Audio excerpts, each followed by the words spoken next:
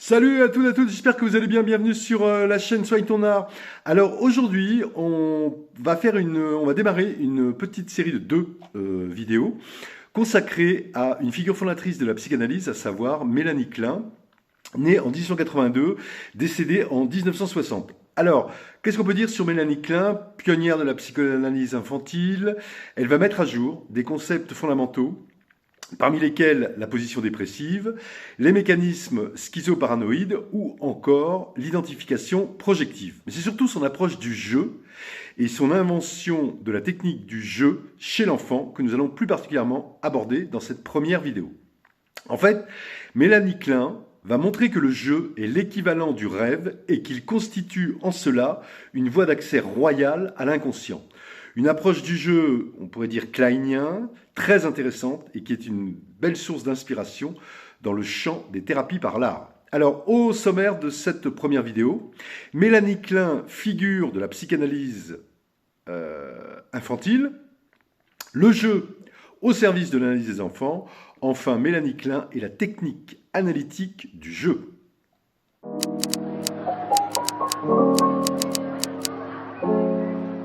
Alors on va démarrer cette petite vidéo par une première petite vidéo, par une petite bio express de Klein, en précisant qu'elle est née Mélanie Reises en 1882 à Vienne. Elle était la dernière enfant d'une fratrie de 4, son père était médecin. Après le lycée, elle décide d'étudier la médecine, mais elle abandonne après son examen d'entrée, car elle se fiance puis épouse Arthur Klein, qui devient son mari. En 1909, elle s'installe avec son mari à Budapest et fait face à plusieurs phases dépressives. En 1914, elle démarre une cure avec Sándor Ferenczi, élève de Freud. Puis 4 ans plus tard, en 1918, Mélanie Klein assiste au 5e congrès de l'Association psychanalytique internationale où, à ce moment-là, elle rencontre Sigmund Freud pour la première fois. En 1919, elle commence à recevoir de très jeunes enfants malades, voire gravement malades, à son domicile de Berlin.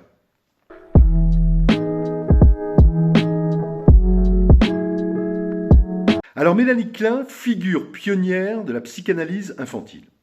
En fait, considérée comme l'une des pionnières de la psychanalyse infantile, en 1919, devant l'association psychanalytique hongroise, Mélanie Klein présente une contribution basée sur l'observation d'un enfant dénommé Fritz. Puis en 1925, une fois séparée de son mari, elle s'installe à Londres pour œuvrer au sein de la Société britannique de psychanalyse, dans laquelle elle peut laisser libre cours à sa créativité.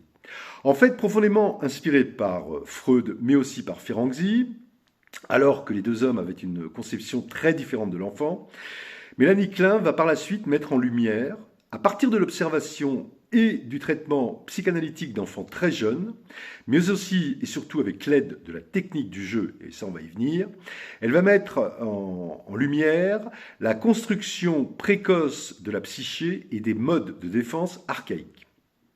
Un peu plus tard, au début des années 30, ces travaux vont susciter de nombreuses polémiques, particulièrement de la part d'Anna Freud, pour qui l'analyse d'enfants diffère de l'analyse des adultes, particulièrement sur la question du transfert, de la conduite de la cure, mais aussi sur la situation particulière de l'enfant qui est amené par ses parents auprès du thérapeute.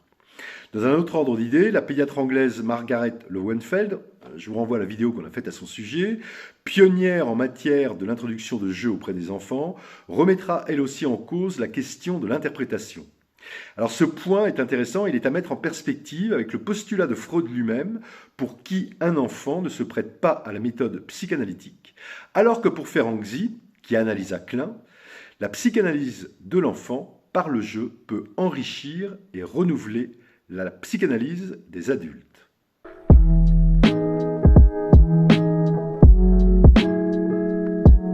Alors le jeu au service de l'analyse des enfants. Avant toute chose, il apparaît peut-être utile de préciser qu'à l'instar de Freud, Mélanie Klein va fonder toutes ses découvertes théoriques à partir de son travail clinique.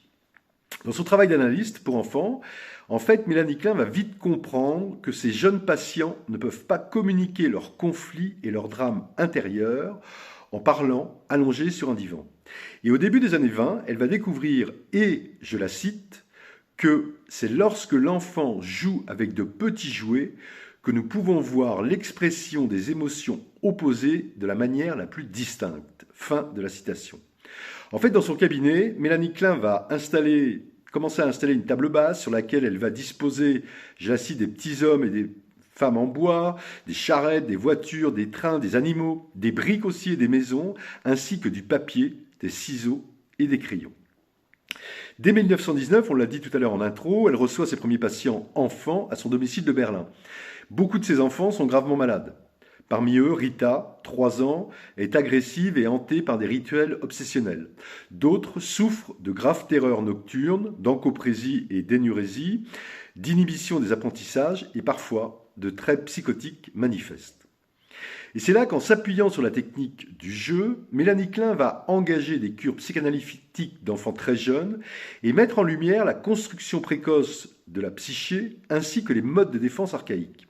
Selon Klein, le jeu chez l'enfant remplace le langage verbal chez l'adulte. Il est donc l'équivalent du rêve et constitue une voie royale d'accès à l'inconscient. Les enfants agissent, et c'est à travers leur comportement que le ou la thérapeute peut se faire une idée des conflits sous-jacents qui opèrent chez eux. En fait, selon Mélanie Klein, le jeu facilite l'expression des couches les plus profondes de la pensée, et le ou la thérapeute, en observant et en notant la façon dont l'enfant interagit avec les objets et les jouets mis à sa disposition, peut alors faire des interprétations. Plus encore, selon Klein, l'enfant utilise le jeu comme s'il s'agissait d'un matériel onirique. En conséquence, le contenu du jeu, la manière de jouer, les moyens utilisés pour jouer, les motifs d'abandon et plus largement tout ce qui passe pendant le jeu devient significatif si on l'interprète comme on interprète les rêves. À ce sujet, Mélanie Klein écrit, et je la cite, « Ce que dit l'enfant de sa construction a la valeur des associations libres dans l'analyse des rêves. » Fin de la citation. En définitive, selon Mélanie Klein, grâce au jeu, l'enfant peut associer librement, comme le fait l'adulte lors de la talking cure.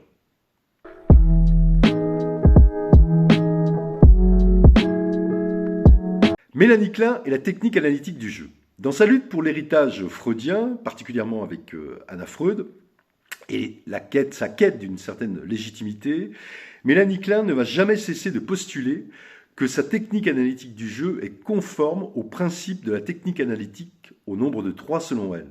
Respect de la règle fondamentale de la libre association, analyse du transfert et possibilité d'explorer l'inconscient. À ses débuts, en fait, lors des premières explorations de la psyché enfantine, Mélanie Klein commence par considérer le jeu comme un moyen comme un autre. Sa technique analytique du jeu n'est alors pas encore pleinement théorisée, ni les 3 principes précédemment évoqués. Dans les principes psychologiques de l'analyse des jeunes enfants, qui est un texte fondateur écrit en 1926, voici ce que Mélanie Klein écrit. Résumons-nous. Les aspects particuliers et primitifs de la vie psychique des enfants exigent une technique spéciale qui leur soit adaptée et qui consiste dans l'analyse de leur jeu. Fin de la citation. Ainsi, selon elle, cet abord des enfants doit permettre de trouver une solution aux obstacles qu'a soulevé Freud, qui suggérait que l'analyse directe des enfants ne garantissait pas d'avoir accès aux couches les plus profondes de la psyché.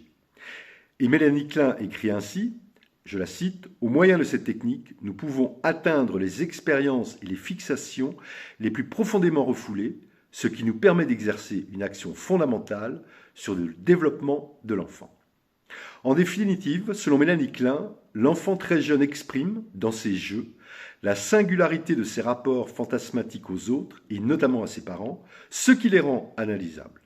Cette analyse, loin d'être dangereuse, s'avère, selon elle, en bien des circonstances, thérapeutiquement nécessaire pour soulager l'enfant de ses angoisses.